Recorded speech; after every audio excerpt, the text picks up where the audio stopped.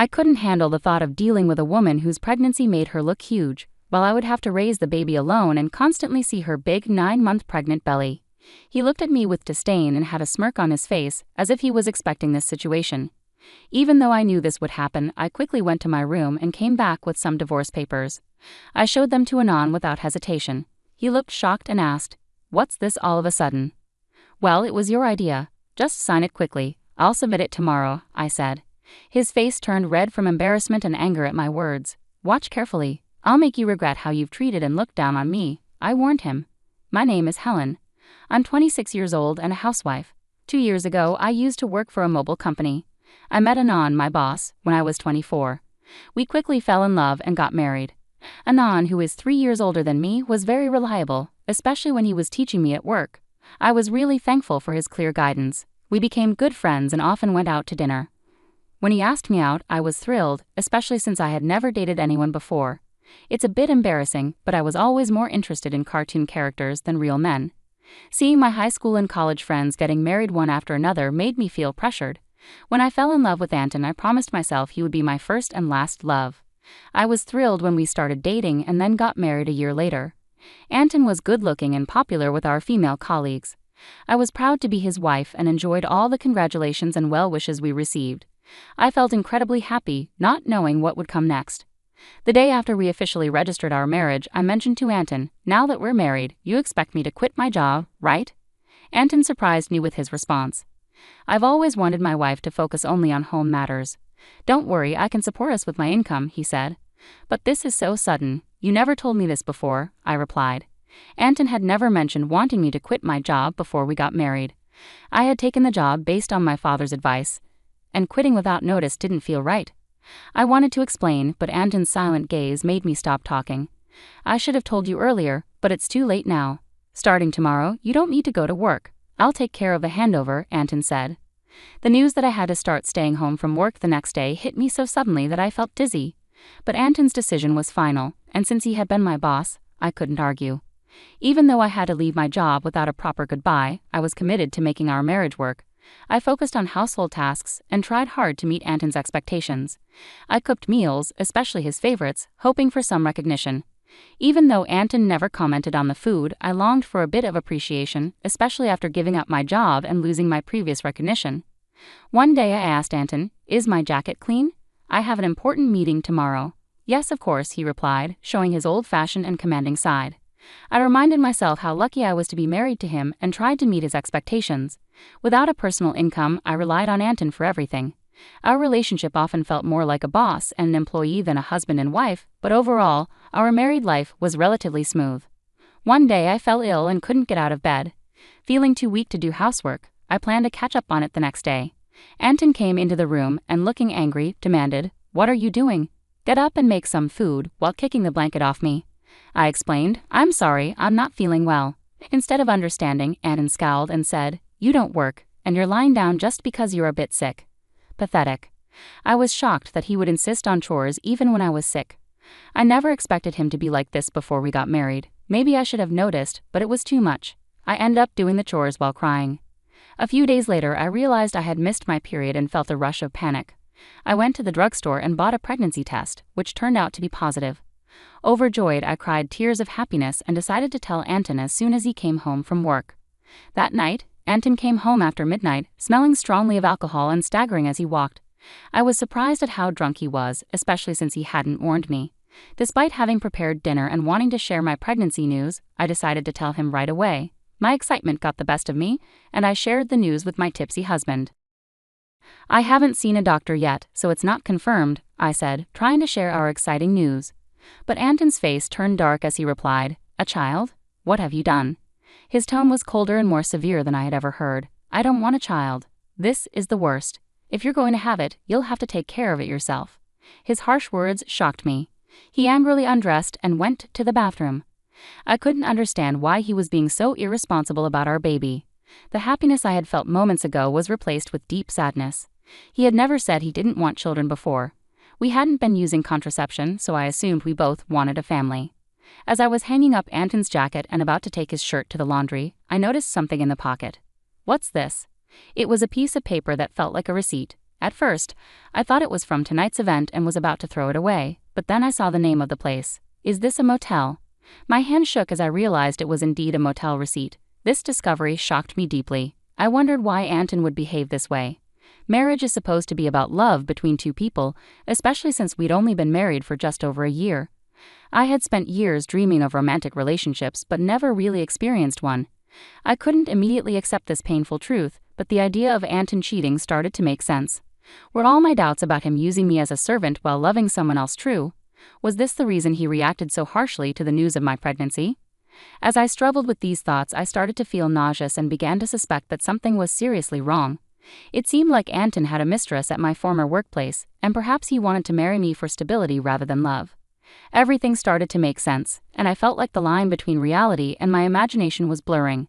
Still, I couldn't ignore the hurtful things he said after I told him about the pregnancy. I decided to gather proof of Anton's infidelity. His cold behavior towards me made it clear that he was angry about the pregnancy. Even though I was dealing with morning sickness, he would deliberately eat strong-smelling foods around me and criticize my housework, making me redo things. It was tough on my pregnant body and heart, but I was determined to find out the truth. Anton never let go of his cell phone, even taking it with him to the bathroom, so I couldn't look at it. When I snuck into his room, it was always tidy, and there was nothing suspicious. He was very organized at work, and his desk was always spotless. It became clear that catching him red-handed would be difficult. I frequently checked his pockets for receipts or other evidence, but my search was coming up empty. I thought about hiring a private detective, but I didn't have the money for that. I was lost and thought about my situation when I got an unexpected phone call from my father, who rarely called me. "Hello, it's me, your dad. How are you?" he asked. I was surprised to hear from him, given how busy he usually is. "Dad, what's going on? Aren't you swamped with work?" "My employees have been doing well, so I'm not that busy," he said. As the CEO of a company in Canada, my father had always been a workaholic. I didn't have many childhood memories of spending time with him, but I respected his dedication. I wondered why he was calling now. "So what's up?" I asked, waiting for him to explain. My father then shared something shocking. "Is that really true?" I asked, stunned by what he revealed. "Yes, he's not the type to lie." "I want you to trust me," my father said, trying to reassure me.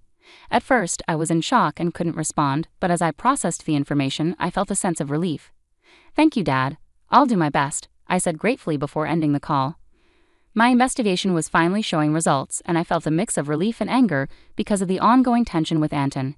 Despite being pregnant, Anton remained distant, which only deepened my resentment towards him. Months went by, and our relationship stayed strained. Then something happened that shattered our life. As I approached my 9th month of pregnancy, I lived in constant fear around Anton, trying to avoid him and leading a quiet, restricted life. One evening, while serving dinner as usual, Anton came home, and we sat at the dining table. As I ate silently, Anton suddenly slammed his fork down. "What is this? It's tasteless," Anton yelled, throwing the food I had cooked onto the floor. I was shocked by his outburst and struggled to understand what was happening. My frustration grew as I saw my meal discarded. Anton complained that my cooking had been bland recently, but I had been using less seasoning to make the meals healthier for everyone during my pregnancy. If he didn't like the taste, he could have added some salt himself. There was no need to throw the food on the floor. As I was about to speak up, Anton sneered and made a hurtful remark. "I don't want a woman with a belly like a monster. You'll have to raise the kid by yourself," he said with malice and a cruel smile. I had feared this day might come, though I had hoped for a different outcome. Quickly, I went to my room, grabbed some documents, and returned to show them to Anton. "Here are the divorce papers," I said, pushing the documents towards him. Anton looked stunned and asked, "What the hell? What's this all of a sudden?" "Well, it was your idea. Just sign it quickly. I'll submit it tomorrow," I said. I had been thinking about divorce ever since I suspected Anton's infidelity. With a baby on the way, I wasn't sure if I could manage on my own, but now I had a new plan. My determination seemed to anger Anton. His face turned red with rage. "Just wait. I'll make you regret every moment you looked down on me and tried to control me. Do you think you can manage without me? You'll have a baby to care for, and you'll regret it." I stayed firm and unshaken. "I'll be fine. Don't worry about me," I assured him. Maybe annoyed by my resolve, Anton grabbed the divorce papers and started filling them out. "Here you go. If this is what you want, it's yours," he said. "Thank you," I replied. Anton probably didn't think I would actually go through with it, as he handed the papers over without much fuss. The next day, I submitted the divorce papers and left the house. I knew he'd be surprised when he came home from work to find out. After that, I moved to my parents' home. My father had returned to the US from Canada and suggested I stay with them. It was the right choice for me as I was fed up with life with Anton. I was deeply grateful to my father for his support. On the day I left our home, Anton called me 3 times, but I ignored each one. Eventually, he stopped calling. It became clear that I meant very little to him. He was probably happy with his mistress and might even be planning to remarry. I decided to move on from Anton. 6 months later, I had a baby who was born safely, and I was living happily with my parents. While enjoying this peaceful life, Anton called me again. At first, I ignored his calls, but after he persisted, I had no choice but to answer. "Hello, what do you want now?" I asked, tired of his calls. "Hey, what's going on? Why were you on that show? And since when are you the daughter of a CEO with millions of dollars?" Anton's voice was filled with surprise and anger. It turned out he had seen a TV show about my family's lifestyle, which aired after I moved back with my parents. After returning to my family's home, I was approached by a TV station because of my father's role as CEO of a major global tech company. The show featured the luxurious lifestyle of CEO families, and they filmed at our house, discussing our family's wealth, which was estimated at around $10 million. I never expected Anton would see that show, but the reach of television is truly powerful. "Oh, by the way, I didn't mention that I inherited $33 million, which is why I was able to divorce you," I said. My father had told me about this inheritance, and it gave me the confidence to live comfortably even after leaving Anton. Anton's reaction was immediate and furious. "What? That's unfair. Why didn't you tell me about this before? Half of it is mine, right? Give me the money now." I replied calmly, just as I suspected after seeing the show. "All you can think about is getting money from me. Gifts from parents aren't included in the property division, and don't forget your own actions." Anton looked confused and asked, "What are you talking about?" "I'm tired of your anger, Anton. You called me. You should know you can't blame me for what you did. You cheated, didn't you? With your new wife, who's a junior from your company? You started seeing her even before we were married," I said. Anton was clearly shocked by what I knew. I finally had the upper hand. "Did you think I wouldn't find out? My father has many connections in your company, and one of them told me about your affair. I haven't mentioned it before, but I will be demanding child support," I declared. Anton, still in denial, argued, "Stop kidding. Why should I pay child support? It's all your fault. You got pregnant on your own and didn't keep up with the housework. It's your fault." I was stunned by Anton's refusal to take responsibility and his blame shifting. I couldn't believe I had ever been married to someone so unreasonable. It was clear I had made the right decision to leave him. "Anton, I'm broke. My wife spent all my money, and now I'm in debt," he lamented, but I wasn't moved by his pleas. I was angry and incredulous at his refusal to acknowledge his mistakes. I had no desire to deal with someone so unreasonable ever again. Gripping my phone tightly, I prepared to end the conversation. "What are you talking about? Do you even realize how ridiculous you sound? I never want to deal with you again. I'll have my lawyer handle the child support. Don't call me again, and you won't see the child anymore. Goodbye." After expressing my frustration, I quickly hung up the phone. I blocked Anton's number, took a deep breath, and felt a sense of relief. It was over now, and I hoped I wouldn't receive any more calls from him. I was determined to protect my peaceful life. Just then, I heard my baby crying from the other room and rushed to comfort them. It turned out that Anton started paying child support every month. A former colleague of mine mentioned that Anton's new wife was a big spender, and he ended up using debts to cover his living expenses.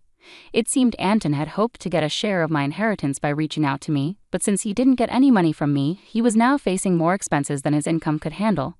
He struggled, possibly because things were going poorly or because he couldn't stand being looked down upon by his colleagues. Adding to his troubles, he only started searching for a new job after leaving his previous one, which led him to financial difficulties. Hearing this didn't make me feel sorry for him. I felt he deserved the hardships he was facing. The harsh words and cold behavior he showed me were unforgettable, and I hoped he got what he deserved. Meanwhile, I'm enjoying life with my parents and my baby. With no financial worries, I'm excited about the future, especially since my father mentioned passing the company on to me. I'm ready to work hard, just like my dedicated father.